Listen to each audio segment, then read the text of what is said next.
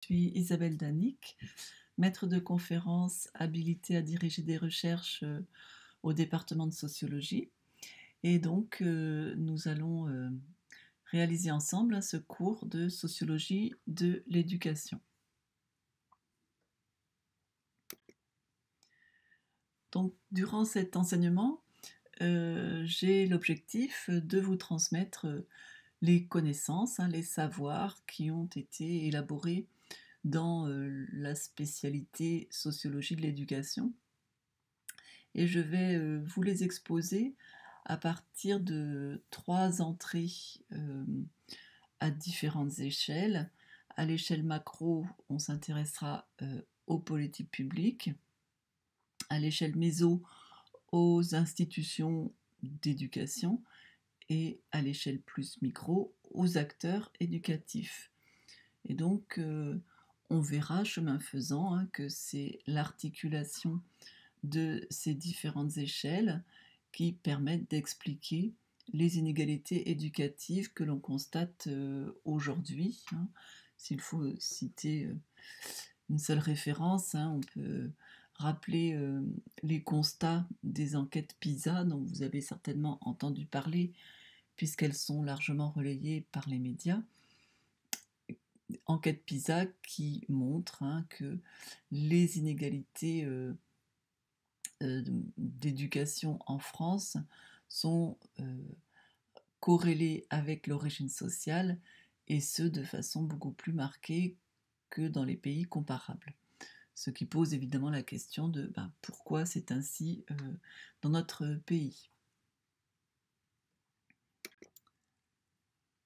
Alors, cet enseignement va se réaliser donc pour vous étudiants à distance par ces supports audiovisuels que je déposerai au fil du semestre. Également à travers le forum, donc je vous incite à poser vos questions ou éventuellement à rajouter des commentaires, des informations sur le forum qui est dans l'espace cursus du cours. Et puis, j'organiserai 2 temps d'échange en visio, voilà, pour que vous puissiez poser vos questions et que je vous réponde en direct. Alors, pour ce semestre, nous allons avoir 4 grandes parties dans ce cours. Une première partie que j'ai intitulée « Éducation, de quoi parle-t-on ?» On va essayer de cerner cette notion. Ensuite, nous aborderons les politiques d'éducation, à la fois dans le système scolaire, mais également en dehors du système scolaire. Nous verrons ensuite les principales institutions d'éducation, à savoir l'école et la famille. Et enfin, nous aborderons les acteurs de l'éducation. Nous verrons quelles connaissances nous en avons et leur contribution, si on peut dire ainsi, à la production de ces inégalités éducatives qui seront l'objet de la conclusion. Ou comme je vous le disais, on essaiera de constater comment par l'enchevêtrement des fonctionnements des politiques publiques, des institutions et des acteurs, on aboutit à ces inégalités. En bibliographie de base, je vous ai mis un petit nombre d'ouvrages. Un ouvrage d'Anne Barrère qui concerne les loisirs des adolescents et qui explique comment on apprend. Il y a une transmission qui s'opère, y compris dans des activités qui ne sont pas nécessairement conçues comme éducatives à la base. Et c'est une réflexion qui me semble intéressante pour justement peut-être redéfinir l'éducation. Qu'est-ce qui relève de la transmission? Qu'est-ce que l'on peut considérer comme éducatif?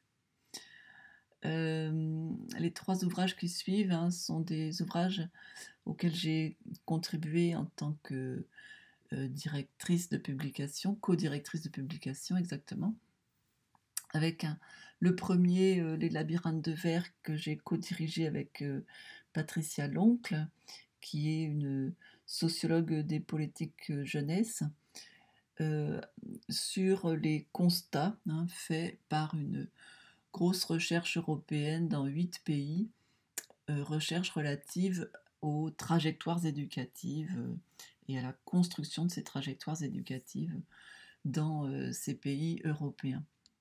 Le suivant, intitulé Adolescentes et adolescents des villes et des champs, donc co-dirigé avec des collègues de mon laboratoire, Espace et Société, et des collègues, du CREAD.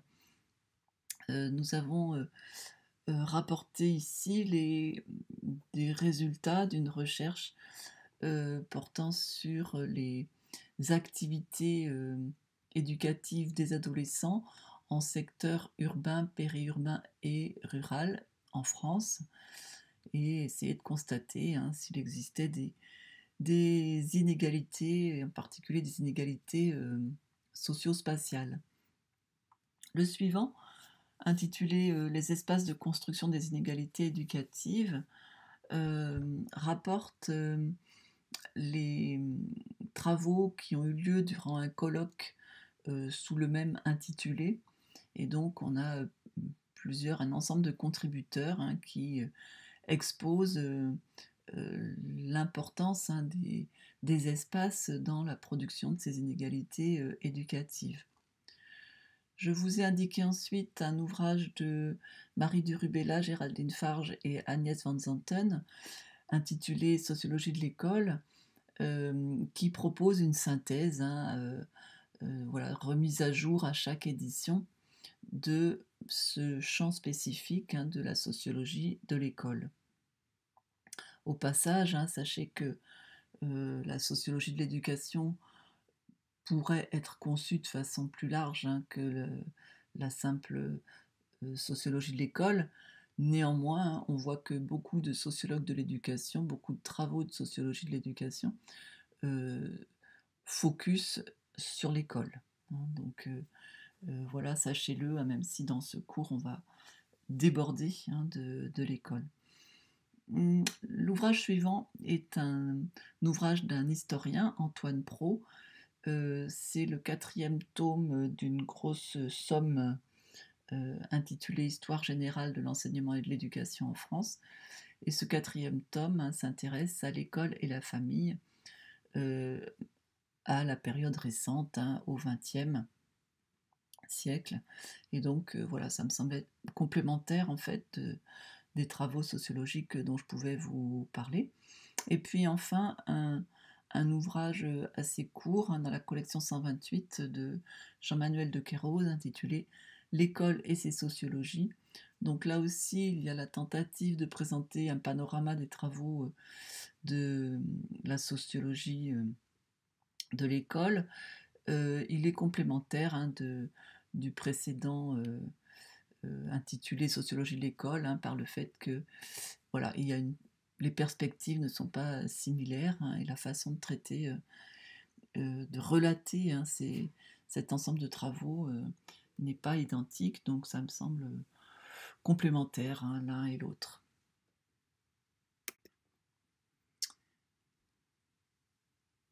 Alors j'ai gardé ici la diapo que j'utilise en présentiel, où je demande aux étudiants de réfléchir, à ce qu'ils mettent sous l'intitulé d'éducation. Donc vous pouvez le faire à distance bien sûr, en mettant sur pause ce diaporama. En tout cas, voilà, l'idée est de partir de votre conception de l'éducation pour travailler et élaborer de façon plus sociologique peut-être la notion.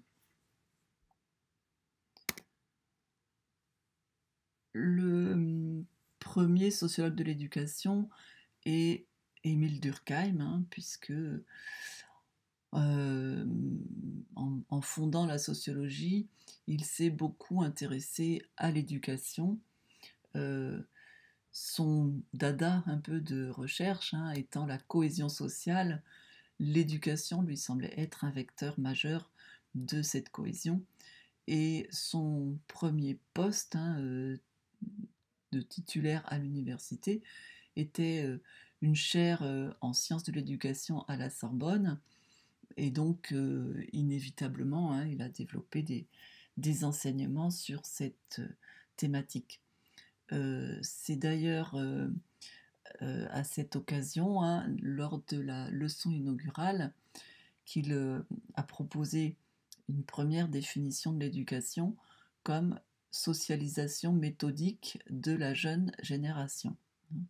Donc on voit deux idées majeures déjà apparaître. D'une part, que c'est une transmission qui s'opère avec des méthodes méthodiques, et puis qui va des plus âgés vers les plus jeunes. Donc voilà, c'était un énoncé de 1902.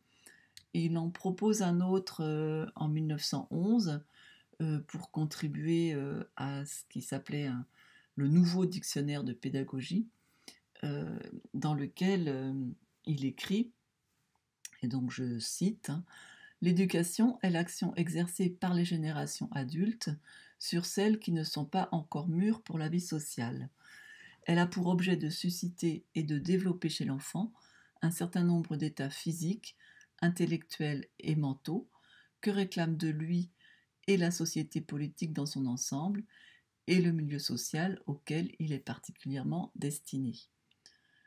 Donc ici on a une formulation beaucoup plus étoffée, où on conserve l'idée que l'éducation s'opère des générations plus âgées vers les plus jeunes. Ce qui est l'objet de la transmission est relativement large, puisqu'il s'agit d'états physiques, intellectuels et mentaux.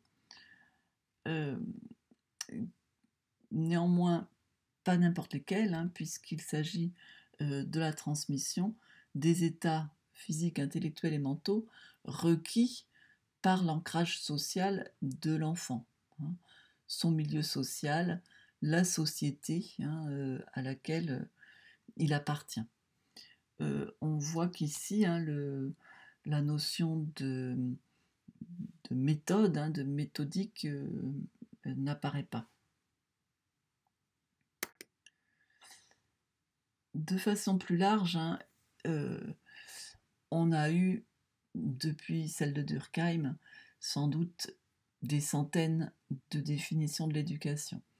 Donc, selon la recherche, selon l'objectif de recherche, les chercheurs vont adopter telle ou telle définition. Ce qui les distingue les unes des autres en grande part, c'est le degré d'intentionnalité. Et c'est ça qui souvent distingue ces multiples définitions d'éducation les unes des autres. À un pôle, on peut dire qu'il n'y a pas d'intention éducative, et on va considérer qu'à partir du moment où il y a transmission, on pourra parler d'éducation. Et à l'autre pôle du spectre, on va considérer qu'il y a éducation uniquement quand il y a intention de transmission.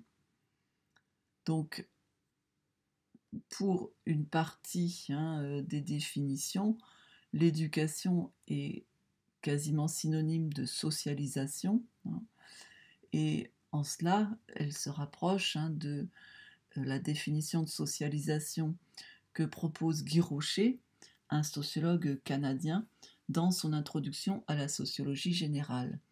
Je vous cite, « La socialisation est le processus par lequel la personne humaine apprend et intériorise tout au cours de sa vie les éléments socio-culturels de son milieu, les intègre à la structure de sa personnalité, sous l'influence d'expériences et d'agents sociaux significatifs et par là s'adapte à l'environnement social où elle doit vivre. Donc, un certain nombre de définitions d'éducation sont relativement proches de cette notion de socialisation. Pour autant, il semble utile de distinguer la notion d'éducation de la notion de socialisation. C'est pour cela que je vais vous proposer un sens plus restreint d'éducation, dans le sens d'une transmission intentionnelle de savoir, de savoir-faire, de savoir-être, ou pour le dire autrement, un processus de construction de dispositions physiques, mentales, techniques, qui se réalisent dans les relations avec l'environnement humain et l'environnement matériel. Dans cette dernière formulation, vous voyez que je me réfère à Bourdieu notamment, qui a utilisé la notion de disposition, notion reprise par Bernard Lahire, dans le sens de capacité et inclination à agir, à penser, à percevoir de telle façon dans des circonstances données.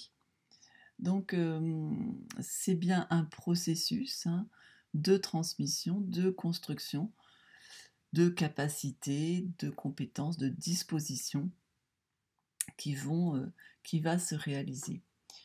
Donc dans ce sens-là que je vais adopter pour ce cours, on peut constater que c'est une sous-partie de la socialisation.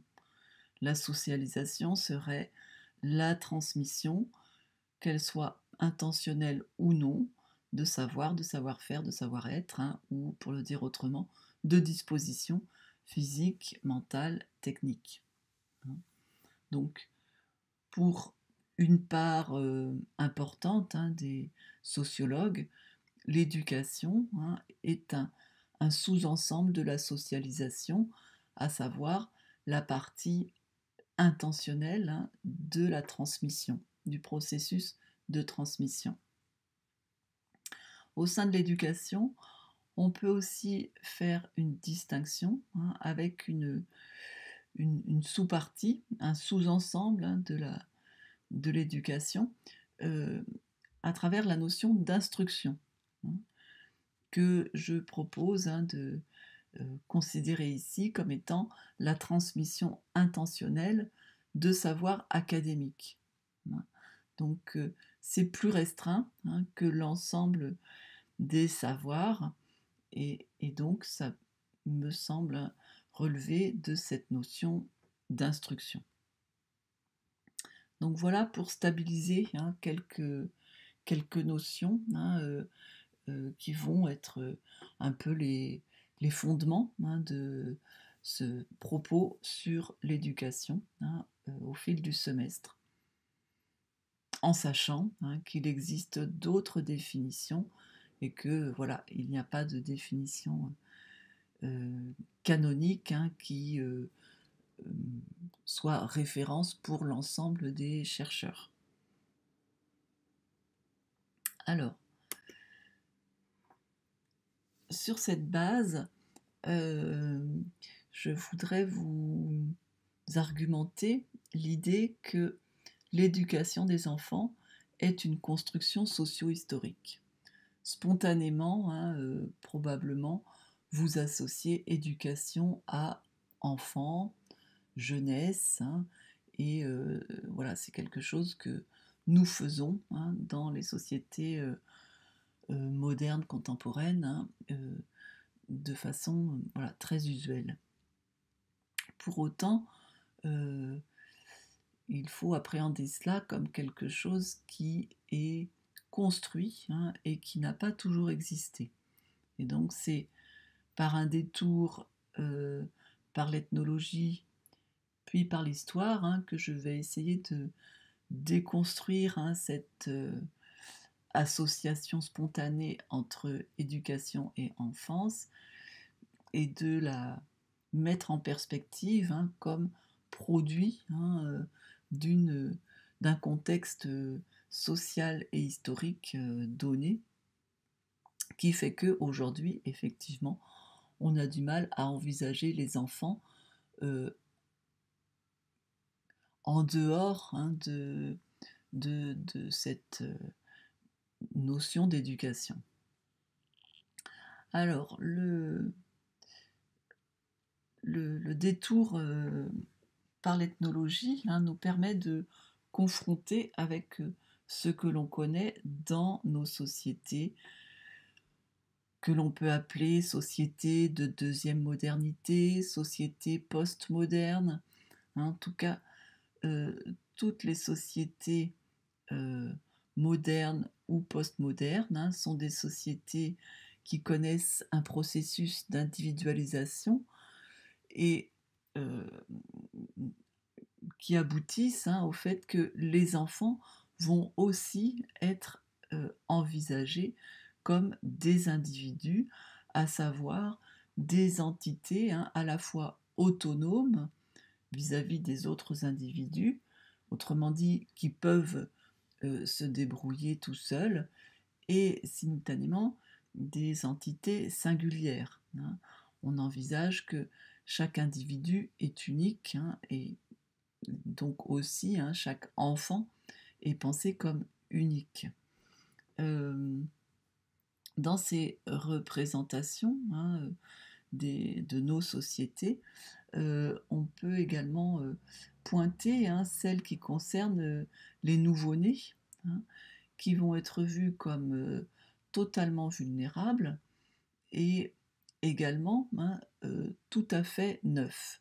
En quelque sorte, une sorte de page vierge, hein, sur laquelle voilà, tout est à écrire. Et donc, dans notre sens commun, hein, les enfants qui naissent requièrent, hein, nécessairement une éducation, hein, pour devenir de véritables humains, hein, faire partie, hein, du corps social.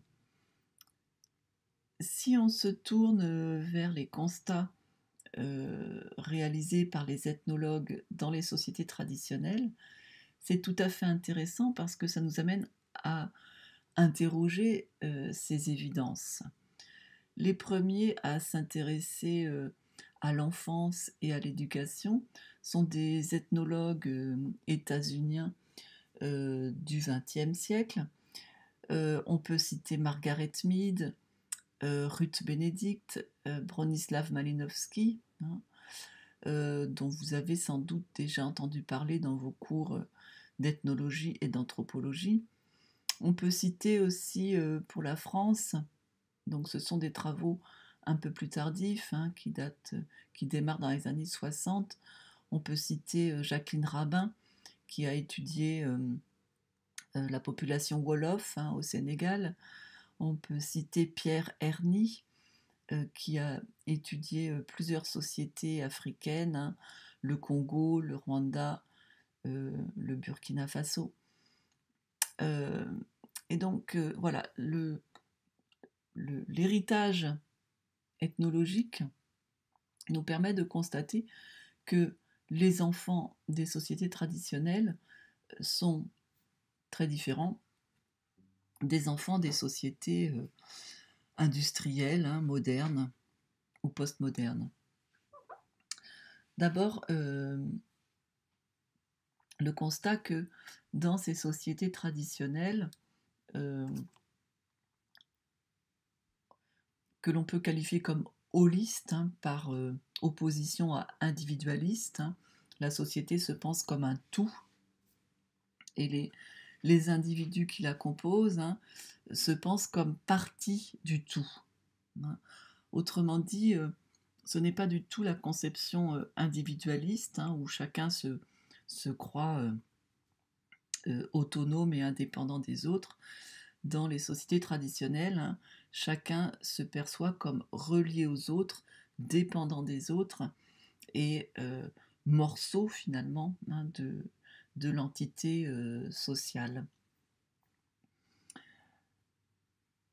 Sur cette distinction, hein, on pourrait s'appuyer sur le travail de Norbert Elias, notamment l'ouvrage La société des individus, qui décrit bien, hein, le- la conception que nous faisons, hein, des individus et de la société, hein, dans nos sociétés modernes, euh, avec le constat, hein, qu'en gros, on va envisager la société comme un sac dans lequel, hein, coexistent des individus, hein, que l'on peut représenter comme des billes, hein, autrement dit, non liées entre elles.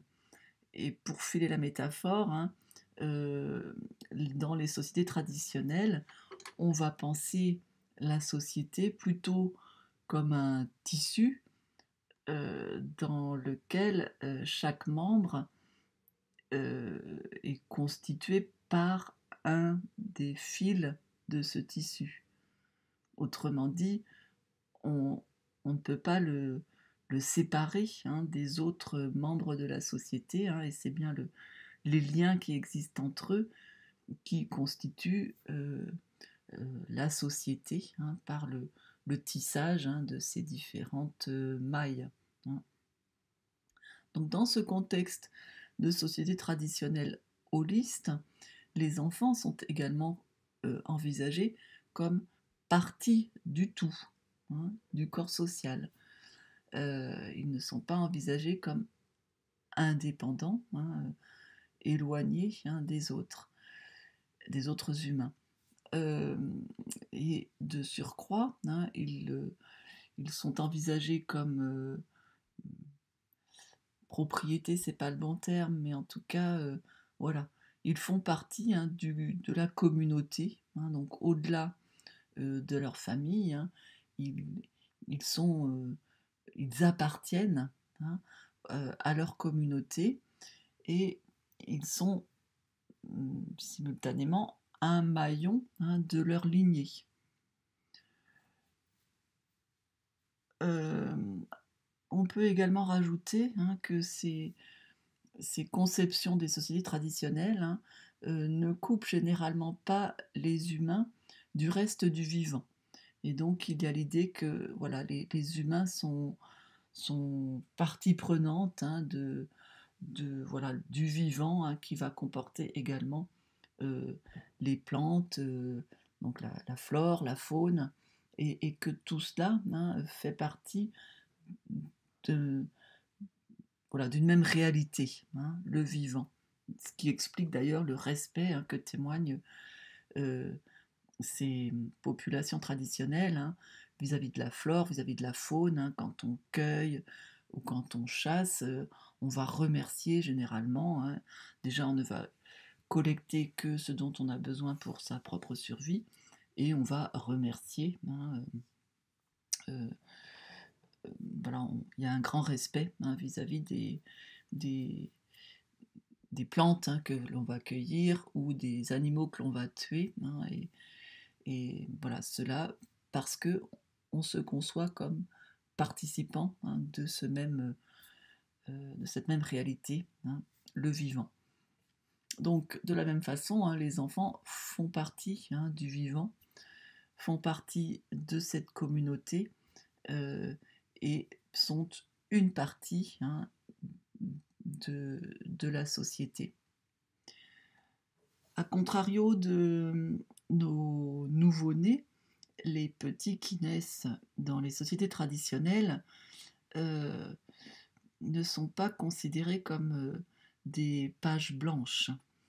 Euh, ils viennent du monde invisible, hein, dans la conception des sociétés traditionnelles, ou pour le dire autrement, du monde des esprits, du monde des morts, hein. Ils sont souvent considérés comme la réincarnation d'un ancêtre, Et donc en conséquence, hein, on n'a pas affaire à un petit être complètement neuf. Au contraire, hein, on a affaire à voilà, une entité, hein, qui a peut-être déjà vécu plusieurs fois dans le monde terrestre, hein, et qui revient là avec des pouvoirs qui sont ceux du monde invisible, hein, des esprits, etc. Et donc il y a souvent une peur, hein, de ces nouveau-nés, et donc il faut procéder à plusieurs rituels, hein, pour couper les liens qui relient ce nouveau-né au monde invisible, hein, et ce faisant euh, anéantir, hein, les pouvoirs euh, qui pourraient être les siens, hein, s'ils restaient reliés, hein, au monde invisible. Donc voilà, c'est à travers plusieurs rituels, hein, qu'on va véritablement ancrer, hein, le, le nouveau-né dans le monde des humains. Donc ils ne sont pas vus comme vulnérables, hein, mais au contraire potentiellement dangereux, hein, et ils ne sont pas vus non plus comme neufs, hein, puisqu'ils ont déjà hum, une, presque une personnalité, hein, un vécu, une expérience, hein, en lien avec leur vie antérieure. Et c'est encore fréquent, hein, que de constater, voilà, dans certains pays, hein, l'importance, hein, accordée à cette réincarnation, hein. Lorsque j'ai enquêté au Burkina Faso, hein, voilà, j'ai pu l'entendre, hein, le voir de façon très régulière, hein, que des enfants, même des petits-enfants, étaient envisagés, hein, comme la réincarnation, hein, d'un aïeul. Voilà, juste pour vous citer, hein, une expérience, une anecdote, j'avais pris en photo une petite fille âgée à peu près de 3 ans en ville, hein, et j'étais ensuite revenue dans une autre partie de sa famille en milieu rural. Et lorsque j'ai montré les photos que j'avais prises, hein, ils m'ont dit: «Oh, c'est la grand-mère, c'est la grand-mère». Donc, à ma, à ma tête stupéfaite, hein, ils m'ont expliqué que, bah, voilà, hein, elle avait des éléments de ressemblance avec la grand-mère, hein, et donc ils étaient absolument convaincus, hein, que cette petite fille était le retour, hein, de la grand-mère qu'ils avaient connue, hein. Et cela, je l'ai vu et entendu, voilà, dans la plupart des familles, hein, chez lesquelles je suis allée, même s'il y a une réticence, hein, à aborder ces questions parce qu'il subodore, hein, à juste titre, que une Française, hein, ne va pas rentrer facilement dans cette perspective. Néanmoins, c'est le cadre de pensée, hein, qui est encore à l'œuvre, hein, aujourd'hui dans beaucoup de sociétés traditionnelles. Alors, si on s'intéresse à la transmission, hein, de savoir, de savoir-faire, de savoir-être, hein, de disposition dans ces sociétés traditionnelles, on constate que bah, les petits vont en grande part apprendre par ouï-dire et voir faire, hein, autrement dit par immersion, hein. Ils partagent les lieux des grands, ils observent puis participent à leurs activités, et donc c'est ainsi, hein, que vont se transmettre en grande part, hein, les savoir-faire, les connaissances, les savoir-être qui sont nécessaires, hein, à la vie dans cette collectivité. Donc ça peut être des activités domestiques, des activités artisanales, des activités de cueillette, de petite chasse, de pêche, des activités agricoles, hein, auxquelles les petits sont associés, voilà, dès qu'ils savent marcher, hein, dès qu'ils sont en capacité de partager, ils vont partager, hein. Donc il y a une large part, hein, de cette transmission qui n'opèrent pas de façon intentionnelle, hein. On peut parler de socialisation, hein, et c'est en grande part effectivement, hein, par socialisation que s'opère la transmission des savoirs, des savoir-être, des savoir-faire dans les sociétés traditionnelles. Il y a néanmoins, hein, certains temps où on constate une transmission intentionnelle. Voilà, dans toutes ces activités, hein, il y a sans doute des temps de transmission intentionnelle, hein, que l'on peut donc considérer comme de l'éducation. Et je vous donnerai un seul exemple, hein, à travers les rites d'initiation. Les rites d'initiation, hein, euh, existent ou existaient dans euh, toutes les sociétés traditionnelles et marquaient le passage de petit à grand. Et il y a certes des variations importantes, hein, en termes de durée, en termes de contenu, euh, mais voilà, elles se caractérisent, hein, par le fait que il y a des épreuves physiques, hein, qui vont être mises en place, hein, pour ces, on dirait des adolescents dans notre nomenclature, hein, mais ça n'a pas vraiment de justesse, hein, dans le contexte des sociétés traditionnelles, hein. Voilà, c'est au moment de la puberté que ces rites prennent place, avec, par exemple, hein, pour épreuve physique, des tatouages, des scarifications, la circoncision, l'excision, hein, voilà, autant d'épreuves physiques, hein.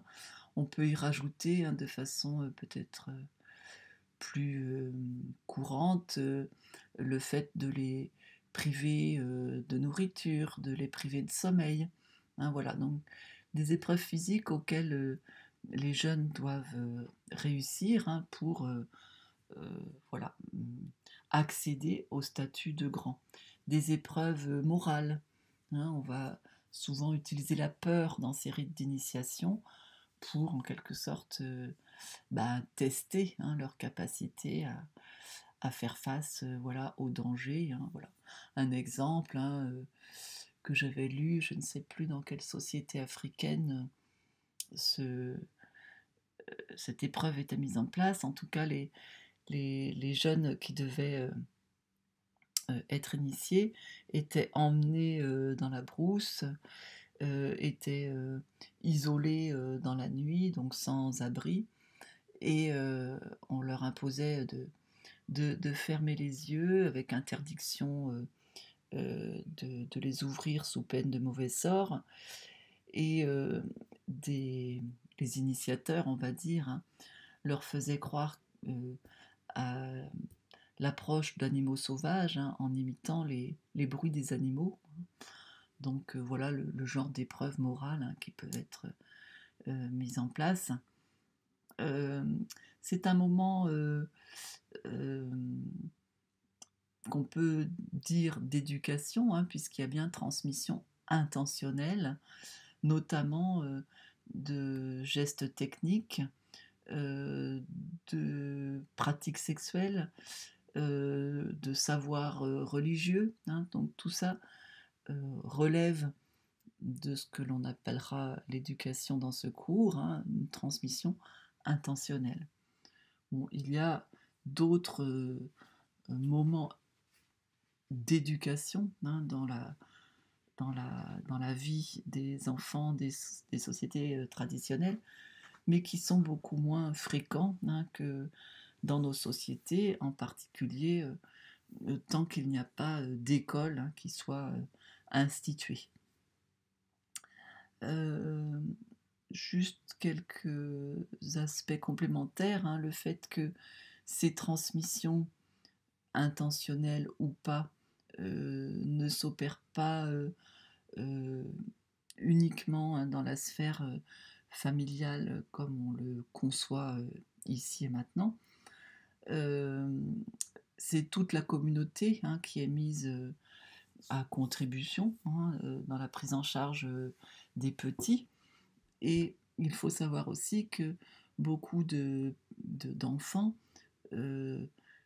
sont pris en charge par d'autres familles que leur famille de naissance. Il y a ce que plusieurs ethnologues appellent une circulation des enfants, hein, et je vous renvoie notamment aux travaux de l'ethnologue Suzanne Lallemand, si vous voulez approfondir.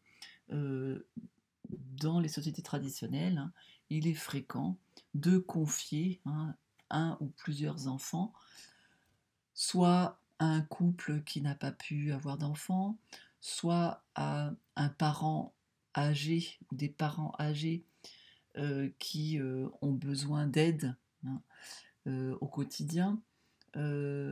Voilà, il y a des règles, hein, de circulation. Un autre motif de circulation des enfants plus récent est de permettre, hein, la scolarisation des enfants. Donc évidemment, quand une école arrive dans, dans la communauté, voilà, le fait d'être éloigné, hein, de l'école géographiquement, ou le fait de ne pas avoir les moyens financiers pour acheter une tenue et le petit matériel nécessaire à la scolarité, pour payer les frais de scolarité, eh bien, des parents font le choix, hein, de demander à des proches de prendre en charge l'enfant pour permettre sa scolarisation. Donc, l'éducation des enfants, hein, et la socialisation aussi d'ailleurs, dans les sociétés traditionnelles, hein, s'opère bien au-delà, hein, de la seule famille. On constate également, hein, dans ces sociétés que plusieurs, les enfants ont plusieurs personnes, hein, dans la catégorie des pères et dans la catégorie des mères. Donc, autrement dit, il y a plusieurs personnes qu'ils considèrent et qu'ils appellent mères, qu'ils considèrent et qu'ils appellent pères, selon les sociétés, selon la filiation, hein, qu'il s'agisse de sociétés patrilinéaires ou de sociétés matrilinéaires. Ces catégories varient, hein, mais par exemple, hein, on va avoir dans la catégorie père l'homme, le géniteur et l'ensemble de ses frères. Et ces hommes ont, à l'égard de l'enfant, dans une société patrilinéaire, un ensemble de droits et de devoirs identiques. Hein, le géniteur n'est pas le seul responsable de l'enfant, et l'enfant va pouvoir se tourner vis-à-vis de l'ensemble de ces hommes, hein, qu'il appelle père, pour faire valoir ses droits. Et inversement, hein, ce que nous on appellerait des oncles, hein, peuvent réquisitionner en quelque sorte, hein, un enfant pour voilà, de l'aide dans la culture d'un champ, etc. Hein. Donc des droits et des devoirs réciproques pour un ensemble dénommé père. De la même façon, hein, il est très fréquent dans les sociétés traditionnelles, hein, que plusieurs femmes soient dénommées mères. Ça peut être l'ensemble des coépouses, hein, quand il y a des mariages polygames, où l'enfant donc va envisager, hein, l'ensemble des coépouses comme des mères, hein, et parfois ne même pas distinguer, hein, sa génitrice parmi elles. Ça peut être aussi, hein, dans d'autres sociétés, la mère, la génitrice et l'ensemble des sœurs de celle-ci. Hein. Donc voilà, hein, je ne rentre pas davantage dans les détails, hein, vous pouvez aller lire les ethnologues pour cela, mais on a une situation de pluriparentalité, hein, la prise en charge des enfants s'opère, y compris au sein de la famille, hein, par plusieurs parents, et donc on pourrait envisager, hein, les parents biologiques, les parents sociaux, les parents juridiques, hein, qui vont coopérer, hein, d'une façon assez codifiée pour la prise en charge, la socialisation, l'éducation des enfants dans la société traditionnelle. À mettre peut-être en vis-à-vis, hein, avec la situation dans nos sociétés postmodernes, où effectivement on a aujourd'hui une pluriparentalité, hein, à contrario peut-être, hein, de la première moitié du XXe, hein, où on a eu effectivement une superposition, hein, chez les mêmes personnes, de la parenté biologique, sociale et juridique, hein. Voilà, il y avait un poids très fort, hein, à la fois des lois et des usages, hein, sur la famille nucléaire, hein, qui était voilà, relativement stable dans le temps. Depuis les années 70, hein, cette superposition est beaucoup moins nette, hein, et moins fréquente. Et aujourd'hui, hein, on peut faire des analyses plus fines en distinguant parenté biologique, parenté sociale et parenté juridique, hein. Et on peut très bien avoir, hein, des personnes distinctes qui tiennent ces rôles. Euh, voilà, les géniteurs, génitrices, hein, ne sont pas nécessairement les parents sociaux qui élèvent les enfants, hein. Évidemment, dans le cas de l'adoption, hein, mais pensez aussi à toutes les, tous les dons, hein, de gamètes, les dons d'ovocytes, qui, voilà, ce qu'on appelle la procréation pour autrui, qui font que, hein, les géniteurs ne sont pas, hein, les parents sociaux. Et puis les parents juridiques, hein, qui sont ceux qui ont reconnu l'enfant à l'état civil et qui sont reconnus, voilà, comme détenteurs de l'autorité parentale, hein, comme responsables légaux des enfants, qui peuvent être les géniteurs ou pas, en cas d'adoption en particulier, qui peuvent être euh, les parents sociaux ou pas, hein, en cas de séparation en particulier, hein, les enfants peuvent être davantage pris en charge par un beau-parent, un parent et un beau-parent, davantage que par ces deux parents euh, initiaux, d'origine, je ne sais pas comment il faut le formuler, hein. Donc une pluriparentalité, hein, de fait, dans nos sociétés, mais encore assez peu codifiée, hein. Les beaux-parents, par exemple, ont donné lieu à plusieurs projets de loi pour établir un statut du beau-parent. Bon, pour l'heure, on peut leur comment on va dire, déléguer une partie de l'autorité parentale, hein, mais ça reste de l'initiative des acteurs sociaux. Et voilà, c'est quelque chose, voilà, qui n'est pas très normé, hein, encore aujourd'hui, hein. Pour parler du cas le plus fréquent, mais voilà, on pourrait multiplier les situations de pluriparentalité, hein, euh, qui existent, hein, dans notre société sans être véritablement cadrées, hein, socialement.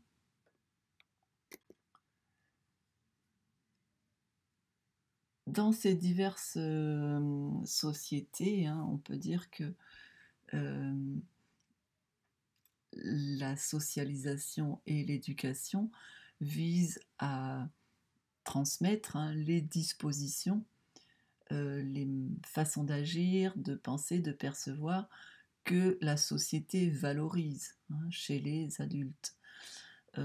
Pour prendre trois critères, hein, voilà, qui ont été particulièrement observés par les ethnologues, hein, euh, on peut constater, hein, que la dépendance, hein, de l'enfant aux autres va être favorisée, ou au contraire, hein, c'est l'autonomie qui va être très précocement développée. De la même façon,